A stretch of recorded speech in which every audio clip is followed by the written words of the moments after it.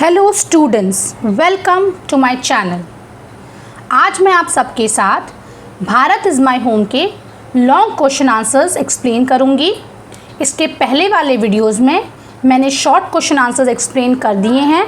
आप प्लीज़ उस वीडियो को जाके देख लीजिए, उसकी लिंक मेरे डिस्क्रिप्शन में है, so please watch the video. C1 long answer questions. Question number 1. This work as I see it has two aspects. Zakir Hussain ji कह रहे हैं कि ये वर्क जो मैं देख रहा हूँ उसकी दो पहलू हैं। What are the two aspects of the works? क्या है वो दो पहलू? Explain in your own words. अपने वर्ड्स में आप एक्सप्लेन कीजिए। Answer 1. The two aspects of work are Point 1 individual works and Point 2 social work. इसके इंडिविजुअल वर्क्स है यानी कि जो लोग अपने में काम करते हैं एक तरफ होके, और एक सोशल वर्क जो सोसाइटी के साथ। अकॉर्डिंग टू द ऑथर के मुताबिक individual work means work on oneself, यानी कि जो लोग खुद पर काम करते हैं। This type of work is to follow the urge towards moral development. यहाँ पे लोग मॉरल डेवलपमेंट की तरफ ज़्यादा ध्यान देते हैं। एज अ फ्री पर्सन इसलिए कहा जा रहा है यहाँ पे क्योंकि जब कोई सोसाइटी की कोई बंदिश नहीं है और आप खुद के ऊपर वर्क कर रहे हैं तो आप एज ए फ्री इंडिविजुअल है, आपको किसी का कोई बंदिश नहीं है। And under self impose discipline, और आपने खुद के लिए एक डिसिप्लिन सेट की है। It's and product is a free moral personality. इसकी एंड प्रोडक्ट क्या है कि आप एक फ्री मॉरल पर्सनालिटी की तरह आप देश में आएंगे, दुनिया में आएंगे, समाज में आएंगे। On the other hand social work is work for the society around. और सोशल वर्क क्या कहते हैं? जो हम लोग सोसाइटी के लिए काम करते हैं, जो बहुत सारे NGOs हैं जो आज के डेट में सोसाइटी के लिए काम करते हैं। On the other hand the individual can not grow in full perfection without social help. एक अकेला इंसान कभी भी फुल ही परफेक्ट नहीं हो सकता विदाउट सोशल हेल्प, जब तक सोसाइटी उसकी मदद ना करे, उसके नेबर्स हो या उसके फ्रेंड हो, कोई भी। Therefore we should get ourselves wholeheartedly engaged in two aspects of work। तो हमें पूरे लगन और पूरे दिल के साथ हमें इन दोनों काम में लगना चाहिए, इंडिविजुअल वर्क में भी और सोशल वर्क में भी। Question 2. What did Dr. Zakir Hussain say about material and cultural life? Doctor Zakir Hussain material और कल्चर लाइफ के बारे में क्या कहते हैं? Individual and social development giving special flavour to India.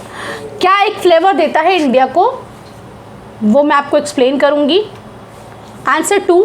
Doctor Zakir Hussain in his speech has said about material and cultural life. उन्होंने अपनी speech में मटेरियल और कल्चरल लाइफ के बारे में बताया है, individual and social development in India. Material and cultural life को मैं आपको एक्सप्लेन कर रही हूँ।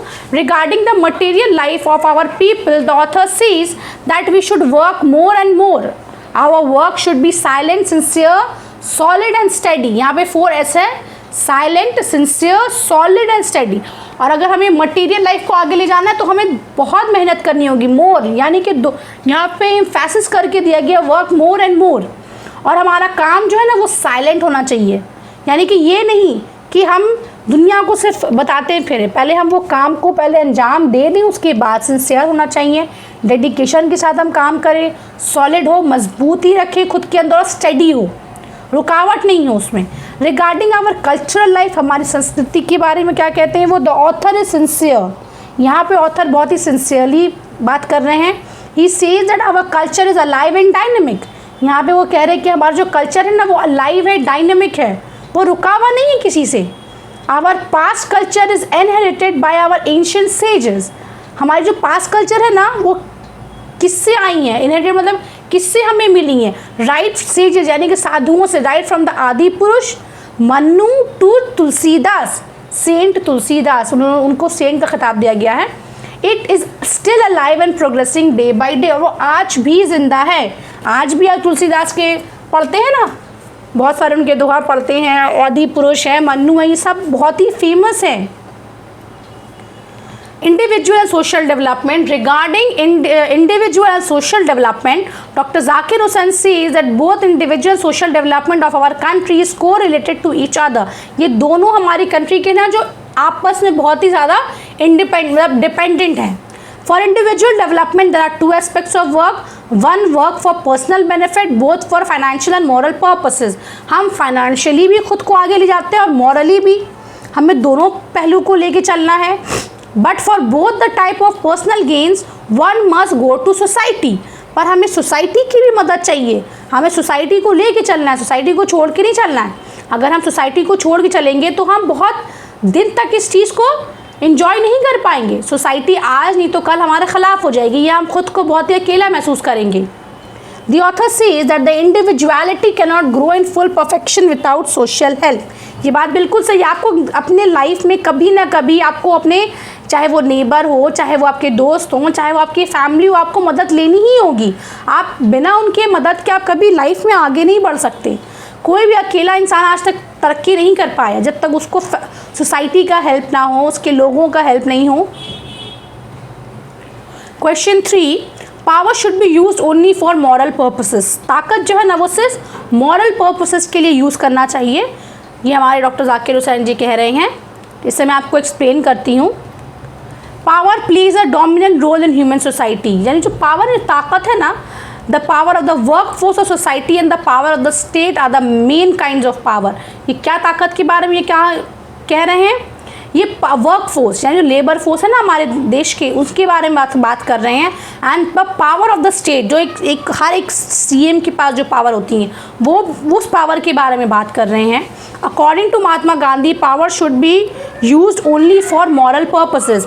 महात्मा गांधी जी के अगर आप देखे जाए तो उनका ये मानना है कि मॉरल पर्पसेस के लिए सिर्फ ही पावर को यूज़ करना चाहिए. यानी कि अगर हमको लोगों की भलाई करनी है या अच्छाइयाँ करनी है या लोगों को बुराइयों से रोकना है तभी.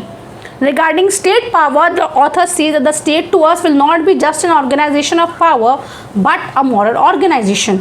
और जहाँ तक कि वो स्टेट के बारे में बात करें, हर एक जो स्टेट होती है ना उनके बारे में जहाँ तक वो बात कर रहे हैं, वो कह रहे हैं कि हमें एक ऑर्गेनाइजेशन ऑफ पावर चाहिए.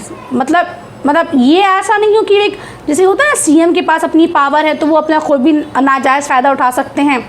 नहीं, हमें एक मॉरल ऑर्गेनाइजेशन बनानी, जाके लोग जो है ना हमारे यहाँ दिल से आए, दिल से काम करें, अपने स्टेट को अपना खुद का समझें. Therefore, the moral purpose of power is essential for all round development of the society. Moral purposes के लिए पावर को यूज़ करना ये बहुत ज़्यादा ज़रूरी है, क्योंकि हर क्षेत्र में, हर राज्य में तरक्की करने के लिए बहुत ज़रूरी है, हर सोसाइटी में तरक्की करने के लिए पावर का यूज़ करना फॉर मॉरल पर्पसेस के लिए बहुत ज़रूरी है. Question 4, the past is not dead and static. जो पास्ट है ना हमारा वो डेड नहीं है, वो मर नहीं गया, वो स्टैटिक नहीं है.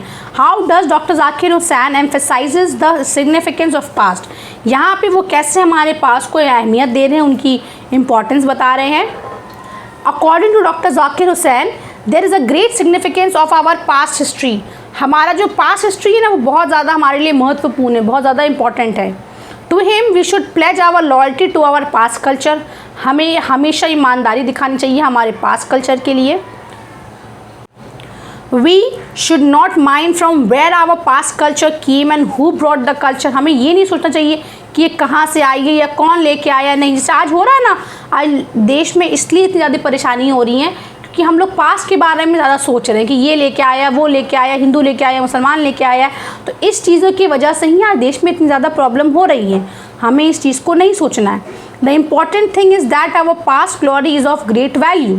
हमारी जो पास्ट जो ग्लोरी है ना वो बहुत ही ज़्यादा महत्वपूर्ण है. Our past glory and culture is the base on which the growth of our national culture and national character depends. हमारी जो पास्ट ग्लोरी है ना, जो हमारी जो देश में जो हमारे जो साधुएँ थे या राजाएँ थे जो हमारे देश के, जो इन्होंने बहुत देश के लिए कुर्बानी दी हैं, जो देश को आगे लेकर गए हैं, हमारा जो कल्चर है ना आज का और हमारे जो आज की जो कैरेक्टर है, नेशनल कैरेक्टर जो है हमारे मतलब लोगों की जो आगे ले जाना है हमें, वो सब उस पर ही डिपेंड करती है. हम उन्हीं लोगों से ही सीख सकते हैं. Therefore, the author is right to say that our past history is not dead and static. तो ये इस मायने में देखा जाए तो ऑथर बिल्कुल सही है. हमारा पास्ट जो है ना ही वो डेड है ना ही वो स्टैटिक है. It is still alive and dynamic. वो आज भी जिंदा है और डायनेमिक है, यानी कि it's keep on changing. Our prospect of future depends on the importance of past. हमारा जो फ्यूचर है ना, हमारे फ्यूचर के जो भी हमारे प्लान्स है या जो भी हमारी कुछ है, वो हमारा डिपेंड करता है हमारे पास्ट के ऊपर। उसके महत्वपूर्ण अगर हम दें उन्हें, तभी हम अपने फ्यूचर को आगे ले जा सकते हैं। Question 5, what does Dr. Zakir Hussain exhort us to do to build the new life of the nation? हमें किस चीज़ की तरफ वो ज़्यादा लेके जा रहे हैं ताकि हम एक नया ज़िंदगी लाएं, हमारे नई तरीके से ज़िंदगी शुरू करें हमारे नेशन में, हमारे देश में। Answer 5, the author in his speech has tried his best to advise us to labor hard to build the new life of the nation। यहाँ पे ऑथर हमारे अपनी स्पीच में वो हमें बहुत ज़्यादा ही लेबर करने के लिए कह रहे हैं, नहीं बहुत ज़्यादा कठिन मेहनत करने के लिए कह रहे हैं, एडवाइस दे रहे हैं ताकि हम देश के लिए हम अपने देश में एक नई ज़िंदगी, एक नए सिरे से ज़िंदगी शुरू करें। हमारे पास्ट में क्या हुआ, यानी कि पास्ट में यानी कि उससे कुछ साल पहले ही हमारे देश में ब्रिटिश का राज था, तो उन्होंने जो हमारे देश को नुकसान पहुंचाया या जो गलतियां हमारे बुज़ुर्गों ने की हैं या जो सही चीज़ उन्होंने किया देश से ब्रिटिश गवर्नमेंट को यहाँ से निकाल कर, जो भी उन्होंने किया ये उनसे हमको बहुत कुछ सीखना है। To him our family of the nation is big. हमारा देश बहुत ही बड़ा है और हमारा फैमिली, अगर हम अपने देश को अपना फैमिली समझते तो हमारा फैमिली बहुत बड़ा है। We are continuously growing very fast, और हम बहुत तेज़ी से आगे बढ़ रहे हैं। We shall have to participate in building its new life.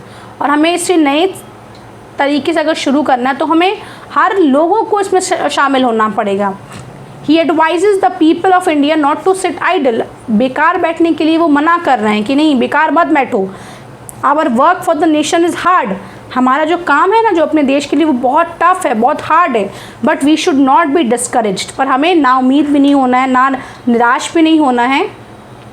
He says that the situation of the country demands of us to work and work मोर।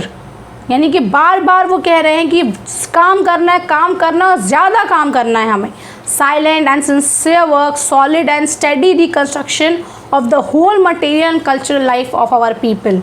और नए सिरे से हमें मटेरियल और कल्चरल लाइफ को शुरू करनी है। जो भी नुकसान हुआ है पहले, उन चीज़ों को लेकर ही हमें आगे बढ़ना है। In what context does doctor Zakir Hussain से भारत इज़ माई होम। वो किस कॉन्टेक्स्ट में अपनी ये बात कहते हैं कि भारत मेरा देश, मेरा जो है वो मेरा घर है। इन हिज प्रेसिडेंशियल स्पीच, जब वो प्रेसिडेंट के अपना ओथ ले रहे थे, उस स्पीच में doctor Zakir Hussain expressed his national feelings. और वो अपने देश के लिए जो उनकी जो नेशनल फीलिंग्स है ना, उनको उन्होंने एक्सप्रेस किया है। He loves his nation. वो अपने देश से बहुत ज़्यादा प्यार करते हैं। He says that he is devoted to the loyalty of our past culture. और वो बहुत ज़्यादा ही डिवोटेड है अपने पास्ट कल्चर से। He also promises to work for the development of our ancient culture. और हमारी जो संस्कृति है ना, उसके ऊपर भी वो काम करें ताकि वो ज़िंदा रहे, वो मरे नहीं और वो हमेशा से आगे बढ़ता जाए।